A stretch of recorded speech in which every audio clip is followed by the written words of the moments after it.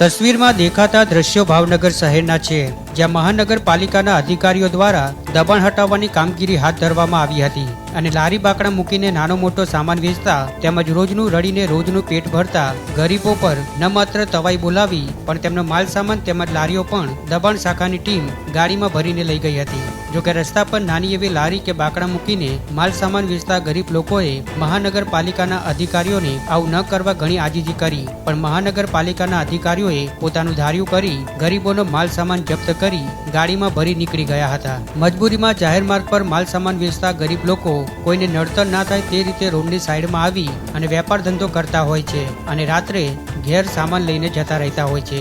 આવા લોકો સામે મનપાના અધિકારીઓ દ્વારા દબંગાઈ દેખાડી તેમનો માલ સામાન જપ્ત કરી લેવામાં આવે છે। જો કે મોટા વેપારીઓ ગમે તેમ વેપાર કરે, ગમે તેટલા વાગ્યા સુધી વેપાર કરે તો ત્યાં બધું જ ચલાવી લેવામાં આવે છે। તેવા લોકો પર મહાનગરપાલિકાના અધિકારીઓ દબંગાઈ દેખાડતા નથી તે પણ એક હકીકત છે।